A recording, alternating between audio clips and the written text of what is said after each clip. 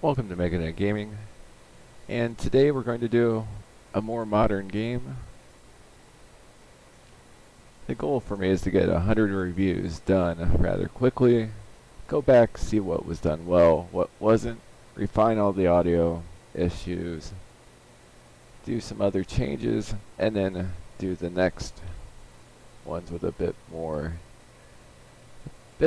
care with a better setup as well as structure.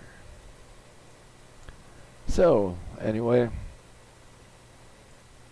today's review, I'm going to pick a 2019 release out, and it is Void Bastards. Excuse me. Void Bastards is a modern take on the whole kind of strategic first-person shooter with RPG elements style game, like BioShock, System Shock, etc. Is released on May 28th of 2019, developed by Blue Manchu and published by Humble Bundle. It's single player, does have full controller support. It has a fairly simple, albeit there's numerous options with the crafting system. And it does have some of the rogue-like features. When you die, you get sent back to the starting point on the map. That doesn't mean the game is over and you lose everything. You have to start over. You do lose most of your food and money. Food and fuel, I mean. But all the items you've crafted thus far come from your dead character and are given to the new one. Your character is randomly generated and will have either some type of benefit or detrimental feature, such as somebody having sticky fingers, which means that they grab everything around them, or they might cough a lot, so they'll alert bad guys. So the game takes place. You have the Void Ark, which is a spaceship type thing. This is set in space. It's done in a stylized cartoon style. Even the story is laid out in 4 levels in like a comic strip like fashion. And you go through gathering things from different spaceships, moving along the map. Make sure you gather enough fuel and food and move on to the next place while you complete certain objectives.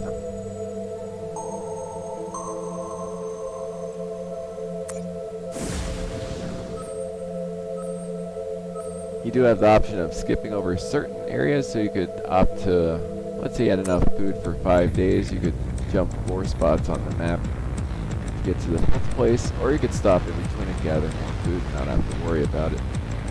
And this game is also available on Xbox One, in case you don't have access to a PC. So it has crafting, a lot of exploration, and it's a first-person shooter. As far as the first-person shooter mechanics go, it controls very well with the keyboard and mouse. It's very responsive. The guns, despite being kind of the stylized cartoon, despite there being like stylized cartoonish graphics, they actually fire and have more of a punch to them than guns on a lot of the generic Call of Duty military sims I see on Steam. Well, since they self-proclaimed military sims, the bunny hopping, slower moving than Quake generic Call of Duty clones. As far as most first-person shooters on the market, this one's definitely one of the most graphically and sound creative ones that I've seen in quite a while. Has a lot of dry humor and some other silly comments thrown in the commentary.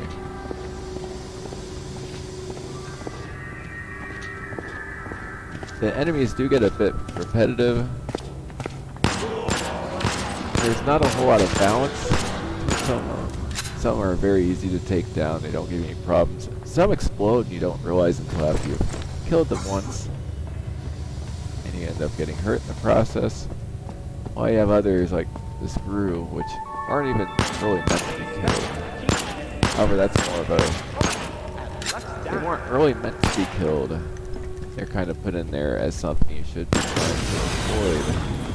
Which does create a bit more realism in the setting.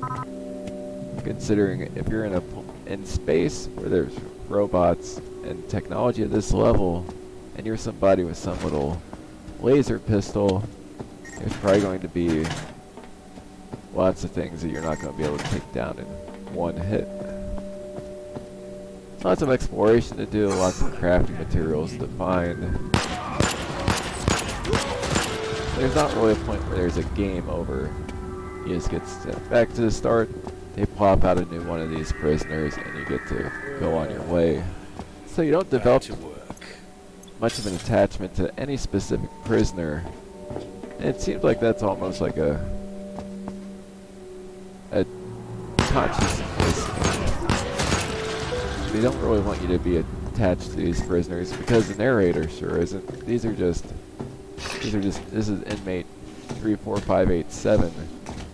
It's being sent out to complete submissions that with a very low likelihood of success. And if you fail, we'll just plop another one out, send him on its way. The levels do get a bit repetitive after a while, as do the enemies, but it's definitely one of those games where you can sit down, play for a couple hours, put it back down, and come back to it, play for another couple hours. And it's a game that's actually grown on me quite a bit.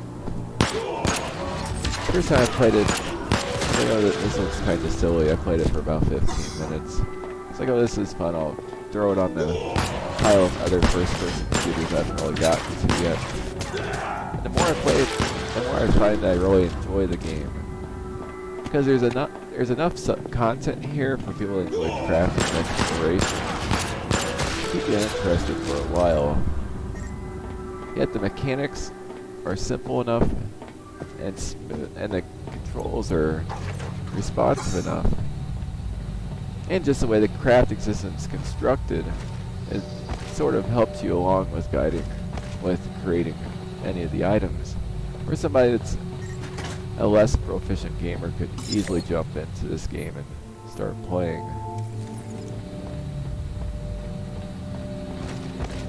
So really the repetitive scenery after a while,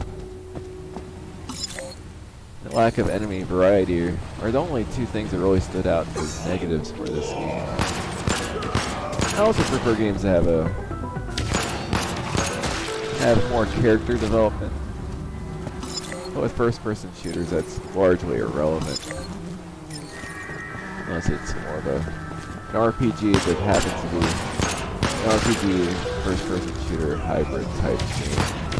Like a Deus Ex or Bioshock.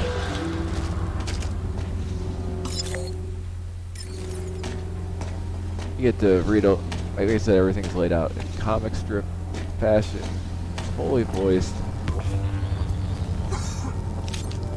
And it runs extremely well on this system.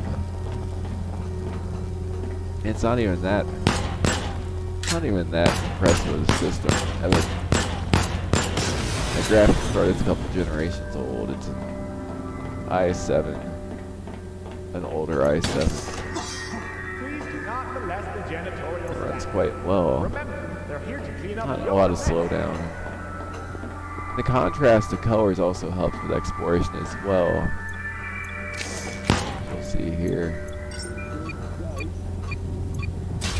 And the first time you craft something, you're excited to actually go out and try it in the game. So where am I going to rate this game? I'm going to give this 8 out of 10. This is the type of game where if you could get a large community of people to add on extra content to it, or they'd add maybe some type of DLC where you could perhaps craft even more and more items. It's definitely one of those games where, or more enemies, like greater enemy variety. With just a bit more content variety in this game, this game could be one of the top 10 games of 2019. As is, though, it's definitely a very fun game, an exceptionally well done game. It's just a bit too repetitive to put it in an exclusive 9 out of 10 category. So if you love first-person shooters, you love exploration and crafting games, or you love games with unique stylized graphics like this, you'll find something here that you'll enjoy. And the price of the game, this game's available on Steam and GOG. It is $29.99, but it's worth the price. I wouldn't pay too much more than that, but for $30 it's worth purchasing. Hope you enjoyed the review. Please like, subscribe, and have a great day.